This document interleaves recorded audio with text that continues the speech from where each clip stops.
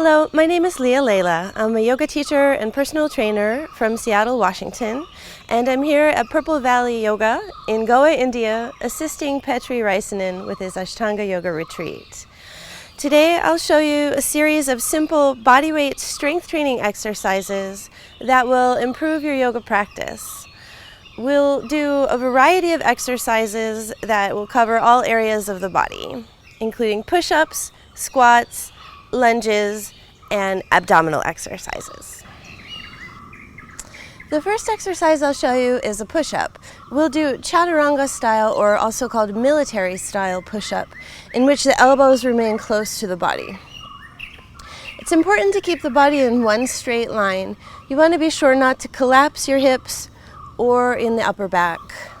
These are deceptively difficult, so really only do as many repetitions as you can with good form. Although the push-up does target the shoulders and the triceps, in fact, it's really a core exercise. You need to keep your abdomen engaged, your legs working, your glutes all working to support the movement. You'll start in a high plank position with your wrists directly under your shoulders and the body in one straight line. So I'm pushing out through the heels with my feet together, pressing the back of the knee up towards the ceiling, engaging the quadriceps and the glutes, and keeping the abdomen tight. Keep the chest open and be sure not to collapse in the hips or in the upper back as you go down. If you find that you're collapsing the spine, lowering down through the shoulder blades or in the hips, do these with the knees down. So starting in the high plank position, you're going to inhale, keep the elbows into your sides, and lower down to a chaturanga.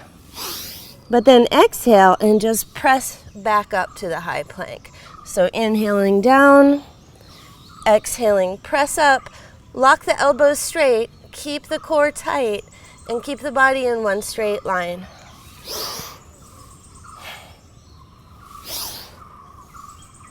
Also keeping the neck long in line with the spine. So again, if you find that you're dropping your hips or collapsing in your upper back, do it with the knees down.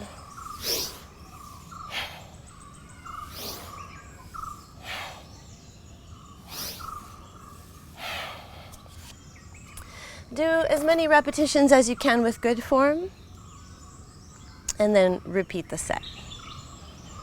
The next exercise is a bodyweight squat. For your squat stance, take your feet just a little bit wider than your hips. The feet can be parallel or slightly turned out at the toes. You want to make sure that when you squat, your knees stay tracking the toes so that they don't collapse in at all when you're squatting. You can hold your hands out for balance. Be sure to keep your chest nice and tall throughout the motion. I'm going to inhale down, keeping the knees pressing out and bringing the crease of the hip slightly lower than the top of the knee, so just below parallel. Still keeping this tall open chest, and then exhale, come up, engage your quadriceps, squeeze your glutes at the top. So inhaling down, keeping that tall open chest, exhaling, squeezing the glutes and quadriceps at the top.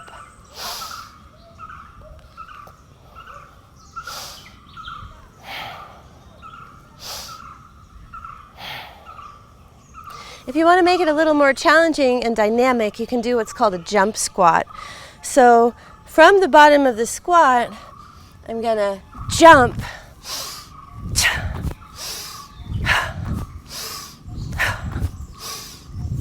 So you can use the arms to assist the movement, really using the muscles of the legs to jump as high as you can. Another great bodyweight exercise is the lunge. Today I'll show you a side lunge and a variation of it called a Cossack Lunge. Keep your chest open and lifting as you take a big step to your side with the feet parallel. Bend that knee, keeping the soles of the feet flat, and again the chest is all open and tall, and then push up off the bent leg and return to standing. So really push quite dynamically off the bent leg. Keep the hips moving back behind you and the chest open throughout the movement. Making sure to go both directions. You can inhale down and exhale to return to standing.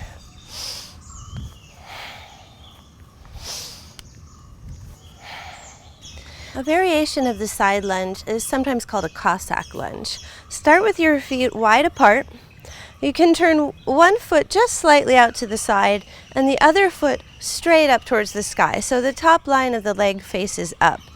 Keep this knee in line with the toes. As you bend the knee, lower down so that the length of the thigh bone comes towards the floor.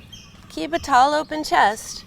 Open your hip and then press firmly into the bent leg to come back to the starting position. So inhaling down, exhale, press all the way back up. Again, make sure this knee doesn't collapse in, but keep it pressing towards the outside as you lower down and really open the hips. So working on flexibility here as well as strength, and then press firmly back up to the center. Make sure you do both sides.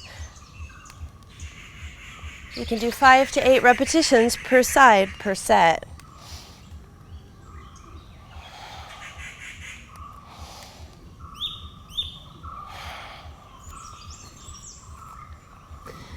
The next exercise is called a V-sit or a V-up. We'll start in the hollow body position with the body stretched out, the low back pressed onto the floor, and lifting the feet and the shoulders an inch or two from the floor. From there, we'll sit up with the legs straight into Navasana position.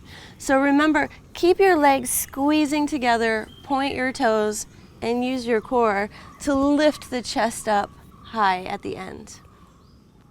So in the hollow body, we start by really reaching through the fingertips and the toes, squeezing the legs together, and then lifting the feet and the shoulders. So pressing the low back into the floor. From there, you can exhale, lift up into Navasana.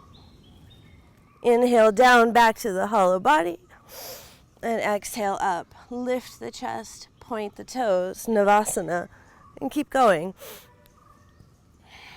Returning only to the hollow body every time, so don't go all the way back down.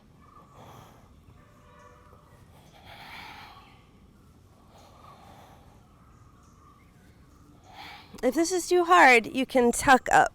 So bending the knees, squeeze up into a modified Navasana.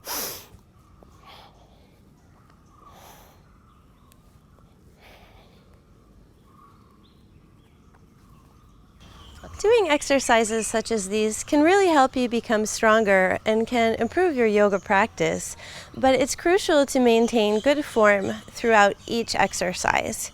If in doubt, or if the exercises are too easy and you want to add weight in the form of a dumbbell, kettlebell, or barbell, then I highly recommend seeing a qualified personal trainer. Thank you to Petri and to Purple Valley. Namaste.